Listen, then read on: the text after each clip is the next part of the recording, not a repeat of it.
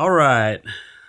So today we're going to work on some Hamons. I'm going to show you my process. I feel like I've come a long way with the Hamons. When I first started doing them, I really couldn't get the pattern to turn out really well. It was just there. Didn't really stand out. But I found out a lot of stuff along the way, and I'll share all that stuff with you. So hopefully you can get some good Hamons. So we're going to be working with these W2 blanks that I got from New Jersey Steel Baron. If you need any blanks cut out, they're pretty amazing to work with. I actually drew this pattern and sent it to them, and they sent me back a quote, and I said, let's do it. They cut them, they shipped them, got them here pretty quickly. So I'm pleased with those guys. And no, this isn't paid. They didn't pay me to say that. I just think they do really good work over there. So first, let's talk about a couple really important parts of this process. And one is the steel. First, you have to have the right kind of steel. A fast quench steel, W2 or 1095 are usually the two most popular ones to pull out a Hamon. I haven't had a lot of good luck with 1095, but again, that was before I really knew what I was doing. So mainly I work with W2. It's because it's a great steel. So the second part is the quench. The quench is always important, but it just is a little more important with when you're trying to pull out a Hamon. The important part is that you have to get from non-magnetic or austenite down to 800 degrees in like a second. So the lower the temperature, the closer you are to non-magnetic, the easier that's going to be to accomplish. So if you have this in a forge and you heat it up to 1600 degrees, 1700 degrees, which is really too hot to be quenching any, well, not any steel, but most of the steels we work with. It's going to be harder to get this from 1600 to 800 degrees in a second. So a good range to shoot for is 1450.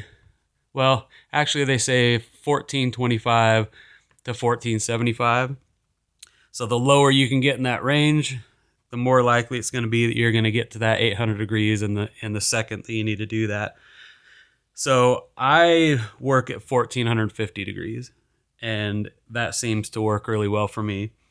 If you have a temperature controlled oven, this is much easier to do. It's a lot harder in a forge to get it in there and hold that 1415 degrees for 5 to 10 minutes, because you do need a soak. This isn't 1084 where you can just heat it up to 1500 degrees, 1475, and then quench it, and it's a perfect quench. You need to soak this. So get it to 1450 and then quench it. And your quenchant, I use Parks 50.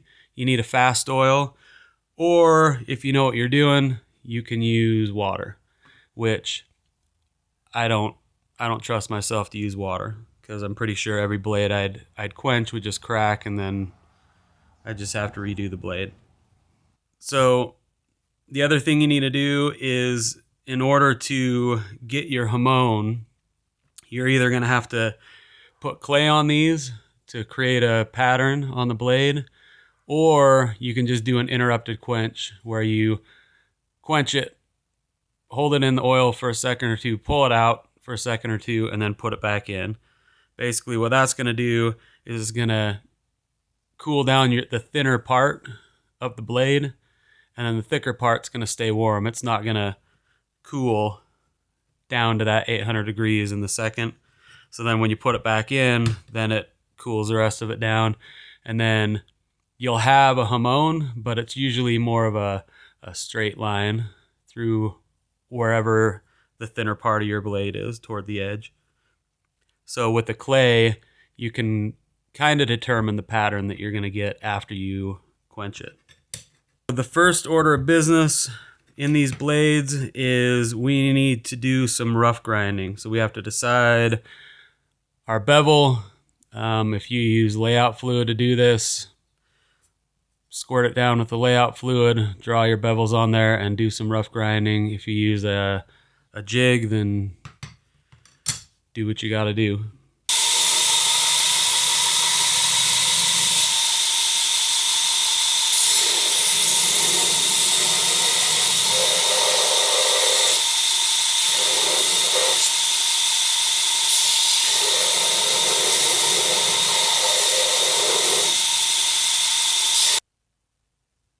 Let's give these a little spray, some layout fluid.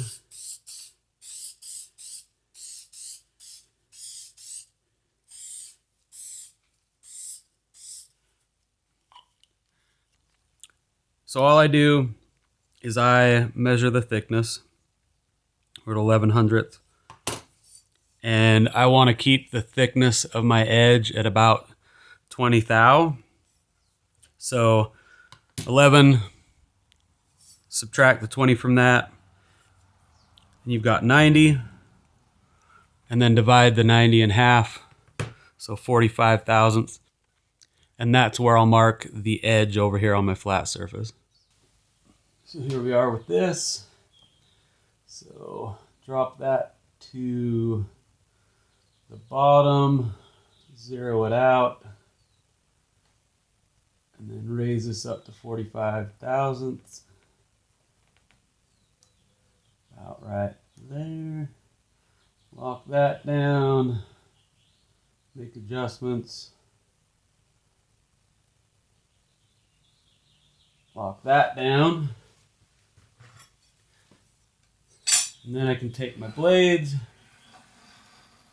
draw a line on this side, flip it over, draw a line on that side, and that's going to be near impossible to see, but I've got two lines that I want to grind up to.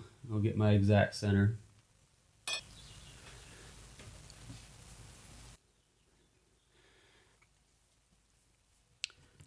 Next step is you need to decide where you want your bevel. Do you want to come all the way up to the spine? Do you want to come up halfway, just a little bit? Totally up to you. I usually go up to where the handle transitions, right in the bolster area right here. That way it kind of gives it a look like the handle kind of continues. I don't know what I'm trying to say, but I like the look. So about to there.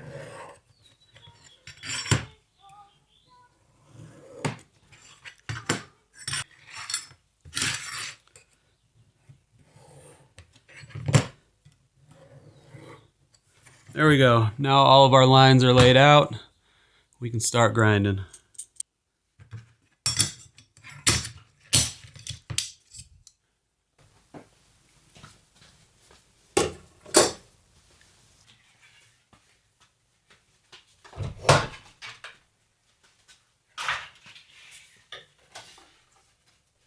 Slap on the 36.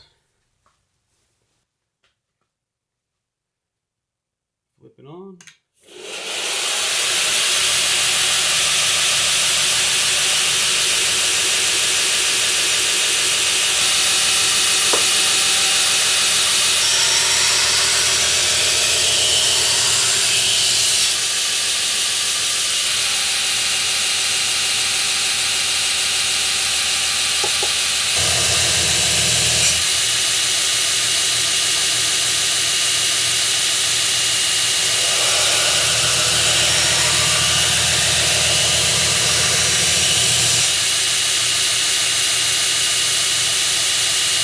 Here we are with 4 rough ground 7-inch chef knives. Don't forget to put your holes, your pinholes in before you heat treat. So on to the clay. So I found that this works pretty good, this Rutland Cement. They have two different kinds. Make sure to get the kind that is for metal and masonry. It tends to stick a little better to the metal. And then here's this other one that I found that I haven't used yet, but I'm gonna give it a whirl today. Not sure what the difference is. This actually feels like it might be a little thinner, which might be good. I'm gonna get the kiln ramped up here first before I start the claying process. Let me go to my W2 schedule. We'll start that. And as you can see, we're set for 1455 degrees, and I've got a 15-minute hold time. That'll give me plenty of time to soak and then to get 4 blades quenched. We're gonna do 1 blade with an interrupted quench, so we'll just hold this one for that. Set that on my little rack over there. And then one of these, let me put some gloves on really quick. Sorry, they're not black gloves. I know those are cool, but they're also expensive. All right, so this one, we're just gonna glob some on here. Just kind of in random spots.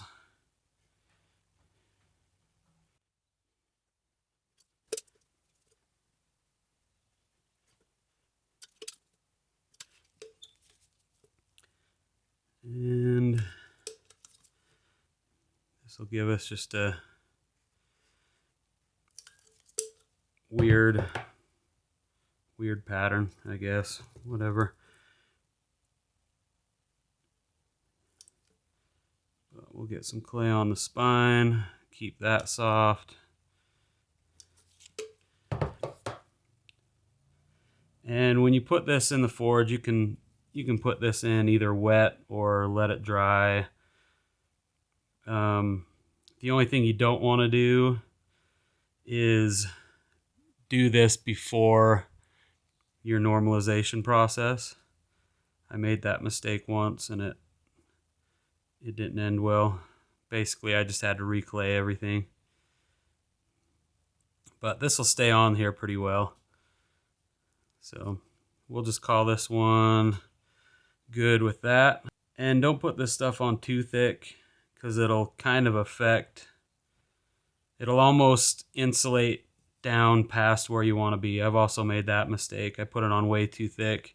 It was pretty high, but for some reason my Hamon ran off the blade, which tells me that the edge was soft right there, or not as hard as it could be. All right, so we'll call this one good. We'll put this over on my rack. And then for this next one, I'm going to take some of this, squirt it in there, and then I'm going to add some water just to make this a little thinner.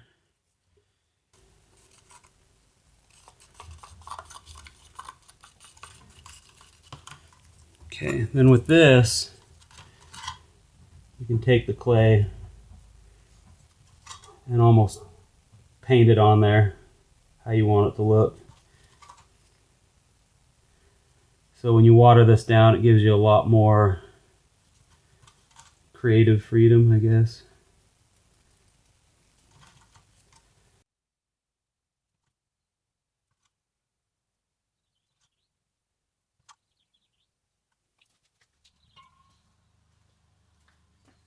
And then, after you get that on there how you want it, you can just take your propane and kind of cure it up just a little bit. That way it won't run when you flip it around the other side. And then you just need to dab some on the other side.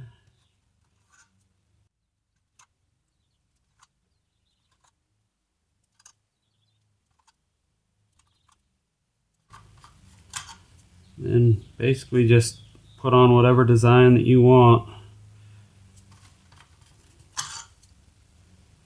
And you'll be ready to go. Cure this side up a hair.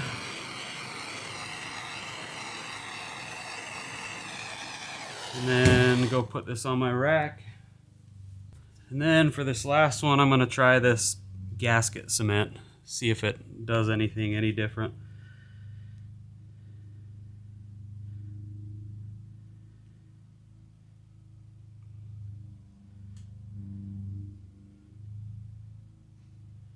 I'm just gonna put little bits of it all over the place and kind of see how it works. It's a little bit easier to get where you want just straight out of the tube. Sorry about the lawn mowing in the background. I have neighbors. Almost up to temp. I'll probably put these in at about 1400, and then basically it'll drop the heat of the kiln back down, and then as the knives heat up, the heat of the kiln will come back up to 1455. All right, and here's what we have. So we've got the one that we're gonna do the interrupted quench, then the one with the Rutlands that I normally use just globbed on there. And then we've got the Rutlands mixed with water so that we get a thinner little paste and kind of paint it the way we wanted it. And then the new Rutlands gasket maker that I've never used. So as soon as the kiln gets up to heat, we'll put them in, heat up our Parks 50 oil, and then we'll quench these. All right, 455, we're soaking right now. We're 3 minutes into the soak. So as soon as I hit 5 minutes left on that timer, I'll start quenching. I'm going to use this hot piece of steel to heat up my oil.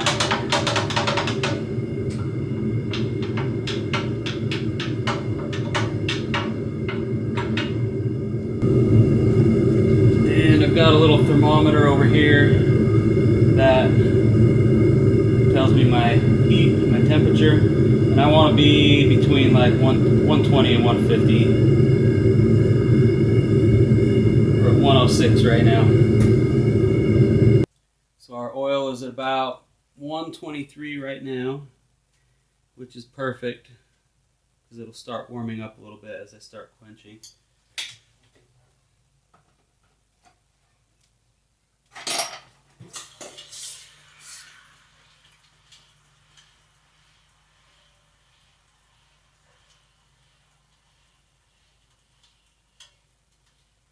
Sorry, there's no big fireball.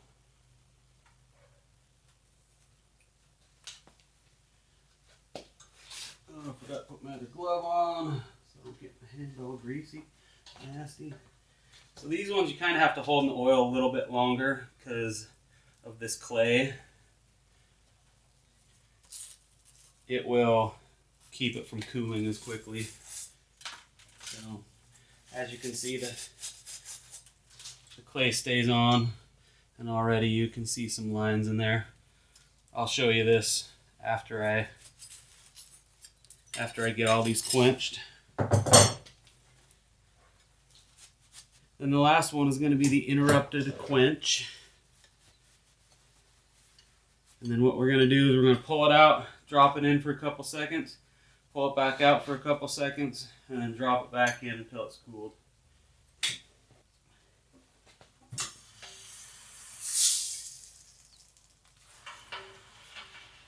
All right. So here you can see, this is the interrupted quench. You can see where the line's going to be. Nothing too dynamic, but there's going to be a line nonetheless. This is the one that we use the Gasket cement, I believe. And you can kind of see what's going on in there. See some lines there. This is the one that we thinned out the Rutland cement, and you can see some pretty defined lines already. And then this is the one that we just globbed on the cement, kind of thick. You can definitely see the lines in that as well, just from the quench. But next step is to temper these. So I have to let the kiln cool down to 350 and we'll get these tempered. And then we have to finish grind, hand sand up to 600, and then we get to the super exciting part where we pull out the Hamon, so it really pops.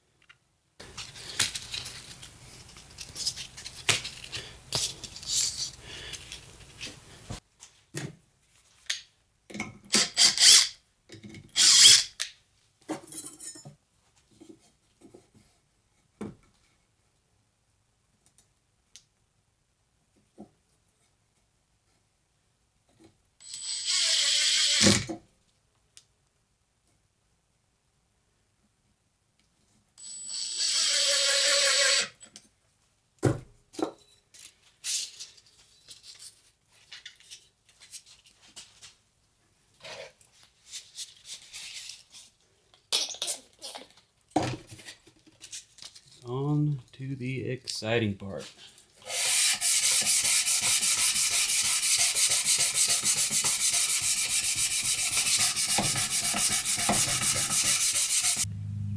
Alright, I got these babies hand sanded.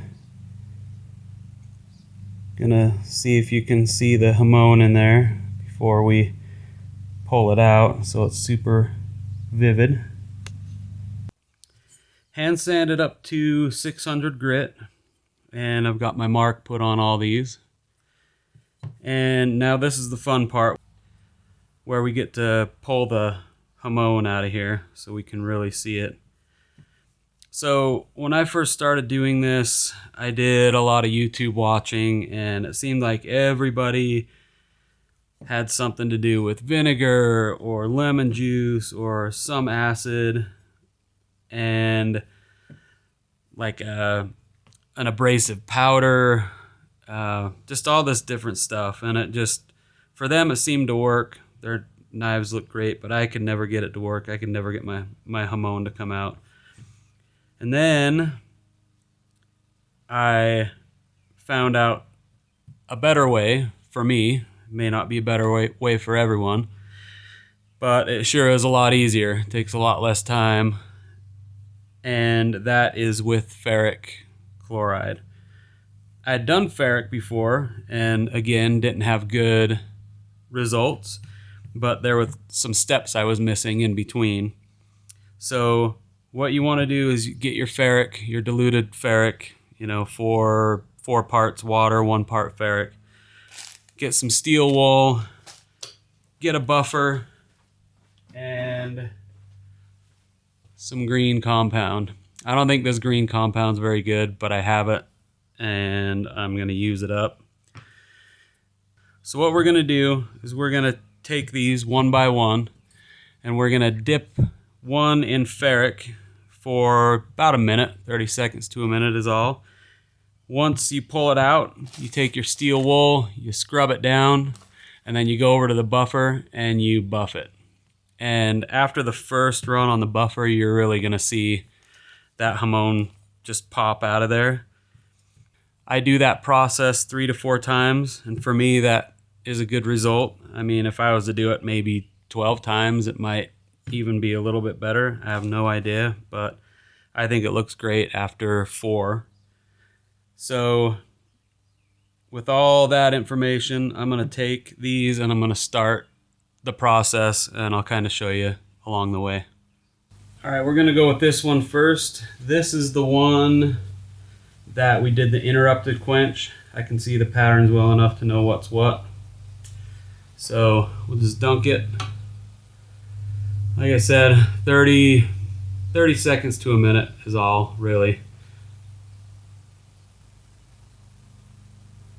And hopefully you can see that, but you can already see a little bit of the pattern.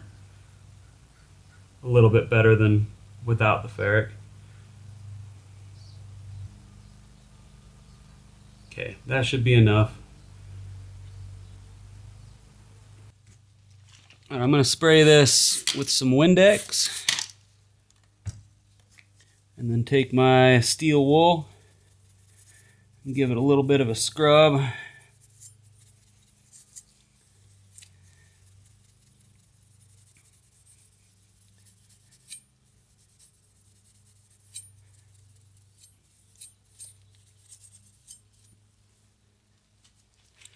Give it one more little squirt here. Clean off all that residue.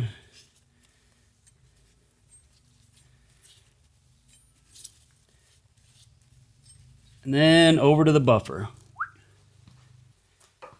Kick on the buffer. Put some green compound on here.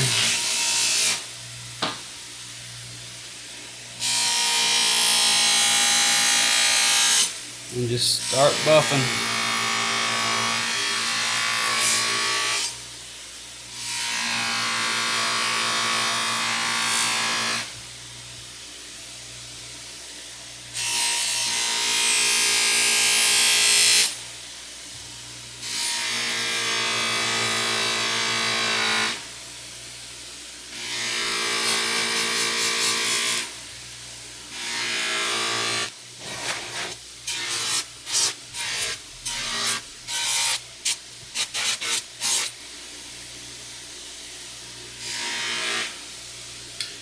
That's all it takes.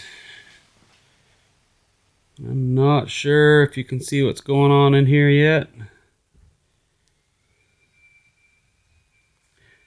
but we're going to go over and scrub this down again with the steel wool just to get any residue off of here, and then back into the ferric. Rub it down with the steel wool again. Get all that buffing compound off of it.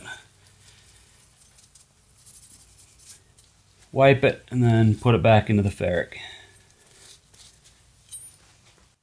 So here we are after 4 cycles of the ferric and buffing on this one. And then what I'm going to do is take this one, and after each cycle I'm going to show you what it looks like, and then you can determine how much it changes between cycles. Here is after the first cycle. So you can already tell major improvement over what it was. And let me get going on the second one.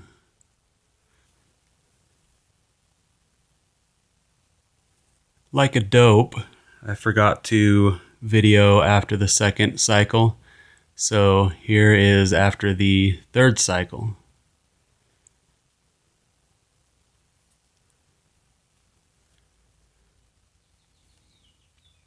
And here we are after number 4. And I'm going to do a number 5 and call it good there. And here we are after cycle number 5. So this will be where we finish this one. All right, here we are. All 4 of them are done. These two on the left, I did 3 cycles. I did 5 cycles on this one and 4 cycles on this one. So it really is hard to tell if there's any difference once you hit like 3 to 4 cycles. But anyway, see if we can get a close-up of these. This one is the one that I just globbed the Rutlands on there. And I actually like this just because it's got some, random spots here and there. This is the one that I used that Rutland's gasket sealer. I can tell because there's some lighter spots up in here. And this seemed to do a pretty good job as well. And then this is the one that I used the Rutland's, but I thinned it out and created some little wings that came down. If you do it a little bit thicker, you'll have more definition down here. But this one still looks good. And then here's the one that I did the differential heat treat, which, as you can tell, you don't have a lot of control over it. It's more like just some globs of whatever on there, but still pretty cool. Just random how these ones turn out. If I would have held it in the Quench for a little less time, I probably would have had more, black spots on there, but still not too bad. Anyway, that's how I do my Hamons. I think they turn out pretty well. Nice solid black lines on there. And you do need a buffer. I have a cheap buffer, the PowerTech that I got on Amazon, and it works really well for what I need. Maybe one day I'll get a more powerful one, but if you're in need of a buffer, I'll put an affiliate link down in the description so that you can get a decent cheap one as well.